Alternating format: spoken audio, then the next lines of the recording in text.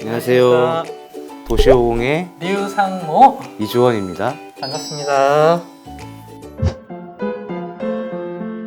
너 왜 이렇게 살쪘냐? 살 빼라. 너 때문에 원로가 돼가지고 진짜 이거는 20년 넘게 하신 분들도 있고 원로가 아닌데 이상한 표현을 해가지고 제 입장에서는 좀 그랬어요. 그런 표현은 안 좋아. 자꾸 제작진들이 계속 쓸 것 같은 생각이 들어. 그래. 그거 안 돼. 악마의 편집이 들어가면 안 돼, 안 돼. 또.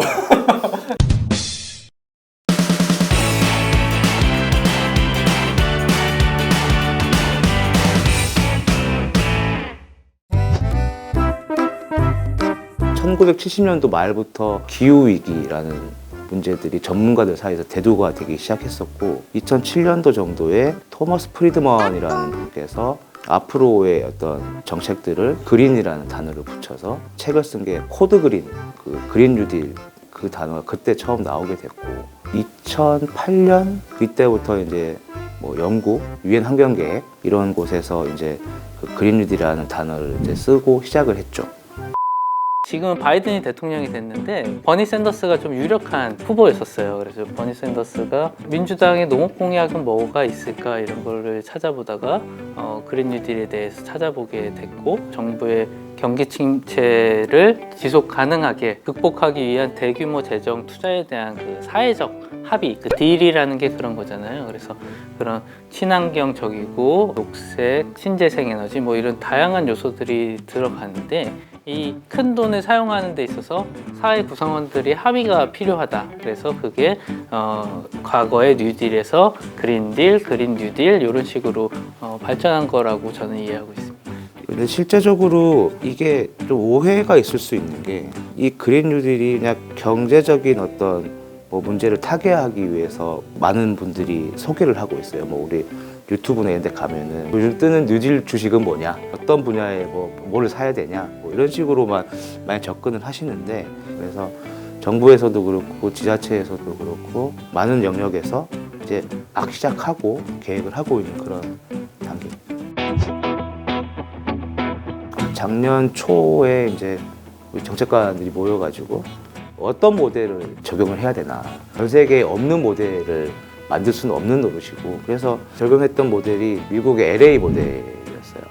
실제로 저희 계획은 교통, 안전한 먹거리, 깨끗한 환경, 깨끗한 물 공급, 재활용, 녹지, 전체적인 영역이 9개인 겁니다. 각 영역별로 목표를 잡고 그 목표를 이룰 수 있는 사업들을 붙여서 28개가 된 거죠. 화성 그린 뉴딜의 특징은 우리가 이 그린 뉴딜에 대한 정책을 설계하고 사업을 만들 때 지속 가능한 발전에 초점을 맞춘 거예요. 이 화성시가 발전을 어떻게 해야 되느냐?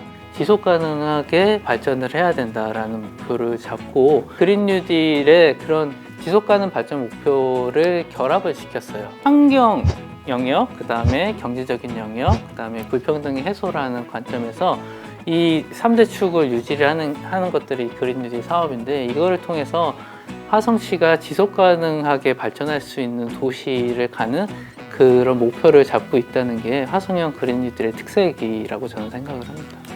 역시 말이 길어. 미안합니다.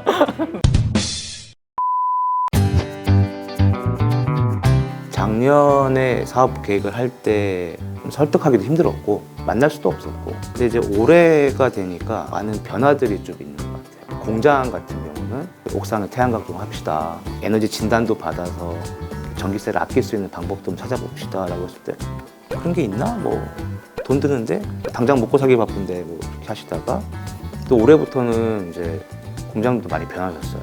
제도 개선을 요구하시면서 우리는 빨리 태양광을 올려서 친환경 에너지 체계로 전환하겠다, 이런 얘기 하시는 분들도 있고, 시민들 같은 경우도 미세먼지라든지 녹지 공간 이런 것들이 확충되다 보니까 아무래도 이제 반응은 옛날보다는 많이 좋아졌는데, 아직은 시민들하고 더 많이 교감을 해야 됩니다. 내용이 좋아도 당신들이 원하지 않으면 이제 갈등이 일어나잖아요. 주민 수용성 문제를 가장 최우선에 놓고 시작을 하고 있고. 원래 정부에서 처음에 한국형 그린 뉴딜을 발표를 했을 때 안타깝게 농업 분야가 좀 빠져 있었어요. 그런데 이제 화성에서 설계를 할 때 우리는 대표적인 도농복합 도시니까 농산업 비중 크진 않지만 농업을 중요하게 생각하고 이거를 넣어야 된다 그래가지고 이걸 포함을 시켰는데 EU나 미국은 그린 뉴딜에서 농업 분야의 식품 시스템이 차지하는 비중이 굉장히 커요. 화성은 이거를 좀 반영을 했고 그 화성의 그린 뉴딜이 농업 분야, 식품 분야에서 이렇게 연계가 되고 있다를 지금 시점에는 좀 더 이제 홍보할 시점이라 생각을 하고 있습니다. 시작은 했는데 끝이 날지는 잘 모르겠고요. 일단 저희가 이제 사업을 설계를 할 때 그때 당시만 해도 이제 중앙에서 이제 그 한국형 뉴딜, 특히 뭐 그린 뉴딜을 해서 뭐 온실가스를 얼마나 줄일 거냐 목표가 안 나왔어요. 저희는 각 세부 사업들을 이제 작성할 때 미약하지만 목표를 잡았어요. 저희는 이제 마중물 역할을 해야 되는 거라 이런 목표들을 또 그렇다고 뻥튀기할 수는 없고. 구체적인 출발은 2020년 이제 상반기 이때쯤 설계를 하기 시작했는데 끝을 물어보신다면은 탄소 중립으로 가는 게 저희 최종 목표가 아닐까 싶어요. 인류가 지금 멸망으로 치닫고 있어요. 그래서 이 지구 온난화를 개선하지 못한다면은 지구 온도를 낮추는 방법이 탄소 중립으로 가는 방법, 가장 좋은 방법이 있고, 두 번째는 대기를 오염시켜 가지고 온도를 낮추는 방법밖에 없다고 해요. 최종적인 목표 지향점은 탄소 중립이 아닐까 합니다. 시간이 좀 지나면 도시 브랜드가 하나 생겨야 되는데 그냥 우리 과거에 가졌던 공장이 많고 환경적으로 좀 안 좋고 아파트값만 비싼 이런 브랜드 포인트보다는 보다 좀 지속 가능한 그런 부분들을 챙기는, 시민들을 좀 편하게 할 수 있는 부분들로 가는 게 좋지 않겠나. 그런 부분들은 저는 많은 화성 시민들께서 동의를 하실 거라고 봐요. 웬만한 광역보다 화성이 나을 거라고 저는 저는 화성이 1등이라고 생각을 합니다.